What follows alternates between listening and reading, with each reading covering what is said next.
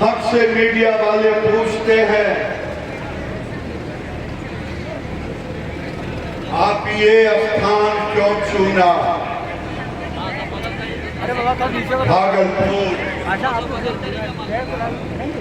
ऐतिहासिक जगह है, योद्धा का जगह है, और जब भी किसी ने ललकारा है उसका मुंहतोड़ जवाब भागलपुर ने दिया है। मैं उसकी चर्चा नहीं करना चाहता।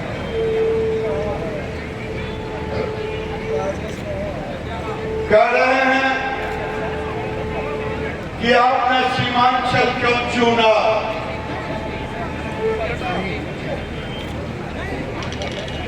मैं पूछता हूं, अगर बाबा साहेब की बात मान ली गई होती तो आज मीडिया वाले मुझे ये प्रश्न नहीं पूछते, क्योंकि बाबा साहेब अम्बेडकर ने नेहरू से कहा था कि टोटल पॉपुलेशन मुसलमानों का पाकिस्तान भेज दो, टोटल हिंदू पाकिस्तान से हिंदुस्तान आ जाए। नेहरू को तो वोट चाहिए था, नेहरू ने बाबा साहेब अम्बेडकर की बात नहीं मानी।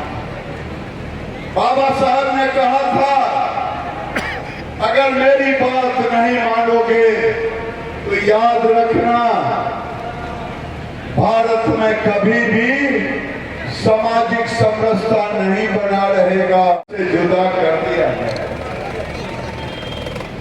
बहराइच में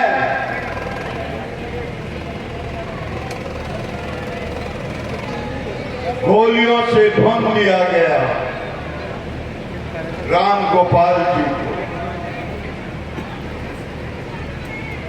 क्या अब हमें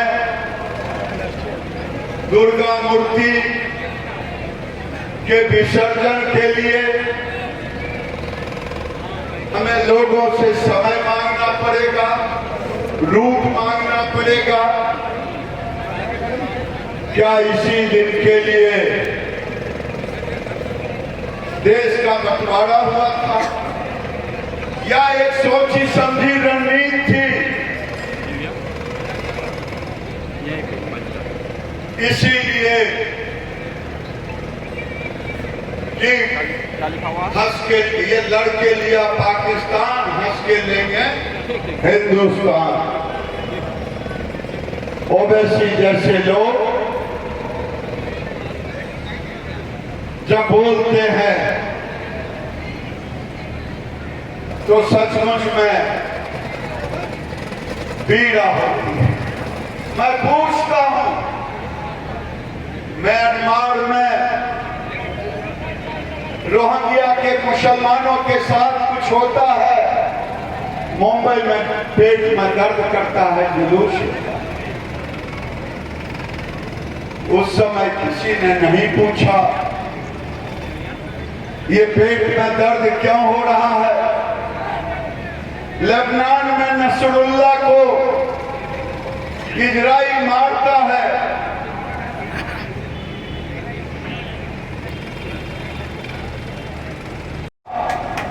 जो वोट के सौदागरों की को नजर न लगे। मेरी चिंता छोड़ दें, मैं कोई दंगा फसाद नहीं करता। सुना है तेजस्वी भाई का यात्रा परसों उन्होंने रद्द कर दी, और वो रद्द कर दी है। किसी ने मुझे कहा, उन्होंने कहा भाई जिसको जहां जाना है जाओ, हिंदू चले जाओ गिरिराज जी के यात्रा में। मैं समझता हूं ये यात्रा, अनिल जी ने कहा, दीपांकर जी ने कहा कि ये यात्रा किसी राजनीतिक दल का नहीं है, लेकिन इस यात्रा में चल रहे हैं आरजेडी के हिंदू, कम्युनिस्ट के हिंदू, भारतीय जनता पार्टी के हिंदू, जदयू के हिंदू, एलजेपी के हिंदू चल रहे हैं।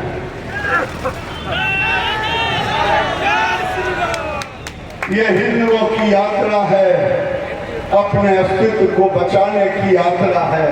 समय काफी हो गया है, इसलिए मैं एक ही बात कह के अपनी वाणी को विराम दूंगा।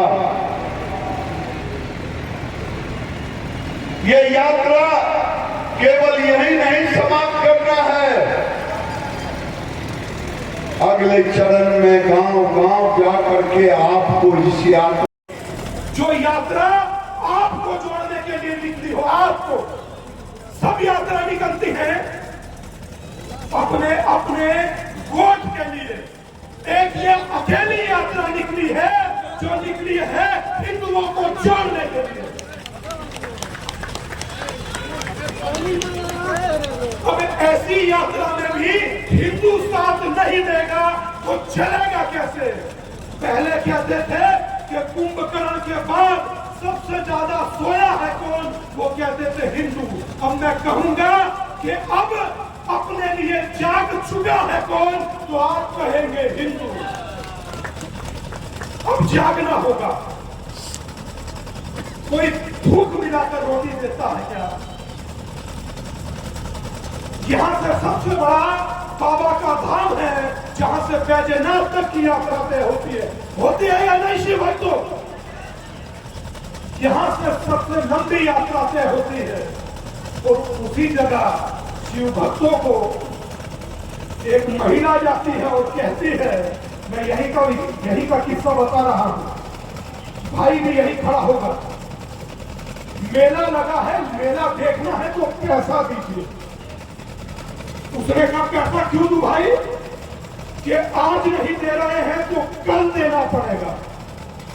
ये यहां की घटना है भागलपुर। किसी का विरोध नहीं कर रहा हूं, गलत को गलत कह रहा हूं, क्योंकि दिनकर ने कहा था कि गुनाह उनके भी लिखे जाएंगे जो तटस्थ और मौन रहे, इसलिए मौन रहना गुनाह है। और मैं आभार व्यक्त करता हूं 87 जनवरी के उस वंश पर, उन यदुवंशियों का जो धर्म बचाने के लिए भागलपुर की भूमि पर खड़े हुए, तब जाकर यह धर्म बचा। इसीलिए मेरा आप सबसे निवेदन है कि अपने धर्म के लिए मेरे साथ खड़े नहीं हो सकते तो मेरे लिए लिखें, मेरे लिए लिख नहीं सकते तो मेरे लिए बोले। और अगर भारत स्वाभिमान के लिए बोल भी नहीं सकते तो कम से कम जहां हो वहीं खड़े हो और अपनी गली के नुक्कड़ पर भारत स्वाभिमान, भारत का स्वाभिमान, हिंदू का स्वाभिमान एक हो, उसके लिए यात्रा करें, तब बात करें। जो यात्रा आपको जोड़ने के लिए निकली हो, आपको सब यात्रा निकलती है अपने अपने वोट के लिए। एक ये अकेली यात्रा निकली है जो निकली है हिंदुओं को जोड़ने के लिए।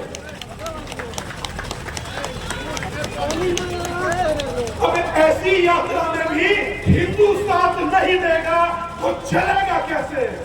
पहले कहते थे कि कुंभकर्ण के बाद सबसे ज्यादा सोया है कौन, वो कहते थे हिंदू।